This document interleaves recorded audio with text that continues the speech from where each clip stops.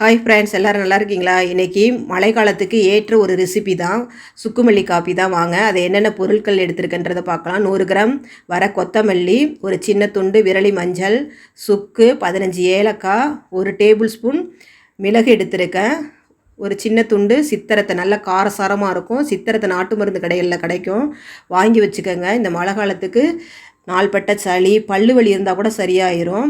இந்த சித்திரத்தை நல்லா பொடி பண்ணி பல்லில் வச்சு அந்த உமிழ்நீரெல்லாம் வெளியில் துப்புனீங்கனாக்கா அந்த நாள்பட்ட பல்லு வலி, பூச்சி பல்லெல்லாம் சரியாயிரும் பாருங்கள். இந்த சித்திரத்துக்கு அவ்வளவு எஃபெக்ட் இருக்குது.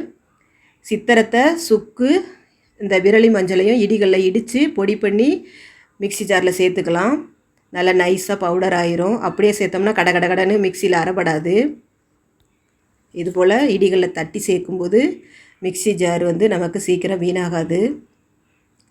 தெரியாதவங்களுக்கெல்லாம் உங்கள் ஃப்ரெண்ட்ஸுக்கு ஷேர் பண்ணுங்கள், சப்ஸ்கிரைப் பண்ணுங்கள், லைக் போட மறந்துடாதீங்க ஃப்ரெண்ட்ஸ். மிளகெல்லாம் நல்லா காரசாரமாக இருக்கும். வர கொத்தமல்லியும் நமக்கு காரமாக இருக்கும். நாள்பட்ட சளியெல்லாம் கூட குணமாயிரும் பாருங்கள். பிளாக் காஃபி வெயிட் லாஸ் பண்ணுறவங்களாம் இந்த ரெசிபி செஞ்சு வெயிட் லாஸ் பண்ணிக்கங்க. காஃபி குடிக்காதவங்கெல்லாம் காலையில் இந்த காஃபி போட்டு குடிக்கலாம்.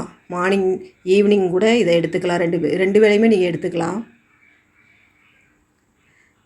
சின்ன பிள்ளைங்கள்லேருந்து பெரியவங்க வரைக்கும் இந்த காஃபி குடிக்கலாம்.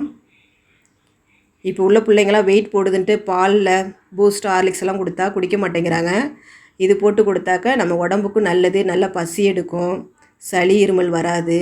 இந்த மழை சீசனில் இது ரொம்ப அவசியம். இந்த பவுடர் ரெடி பண்ணி வச்சுக்கலாம்.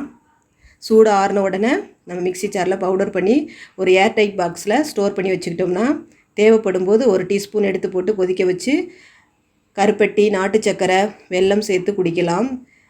பெண்களுக்கு இது ரொம்ப நல்லது. வயிறு வலி பிரச்சனையை கூட குணமாக்கும். அவ்வளோ சக்தி உள்ள இந்த பவுடர் பாருங்கள். 1.5 டீஸ்பூன் போட்டிருக்கேன். நல்லா காரசாரமாக இருக்கும். நைட்டில் தூங்கும்போது நம்ம ஹஸ்பண்ட்லாம் ஒரு பிளாக் காஃபி போட்டுவாங்க அப்படின்பாங்க. அப்போ இந்த பவுடர் ரெடி பண்ணி வச்சுக்கிட்டோம்னா ஈஸியாக அவங்களுக்கு ரெடி பண்ணி கொடுக்கலாம். நம்ம சாப்பிட்ட சாப்பாடு கூட செரிமானம் ஆயிரும். பாருங்கள், ரெடி ஆயிடுச்சு. அப்படியே மூடி போட்டு ஸ்டோர் பண்ணி வச்சுக்கிட்டோம்னா 6 மாதம் ஆனாலும் கெட்டு போகாது. லைட்டாக ஃபில்டர் காப்பி சேர்த்துருக்கேன். சுவை அட்டகாசமாக இருக்கும். இது போல் ரெடி பண்ணி பாருங்கள். குழந்தைங்கள்லேருந்து பெரியவங்க வரைக்கும் குடிக்கலாம். நல்லா ஆற வச்சு இதில் ரஸ்க்கு, ப்ரெட்டெல்லாம் தொட்டு சாப்பிடலாம். ஃபீவருக்கு வாய் கசப்பாக இருக்கும். அப்போ இந்த காஃபியெல்லாம் குடித்தோம்னா சரியாயிரும். அவ்வளோதான், ஈஸியான வேலை தான்.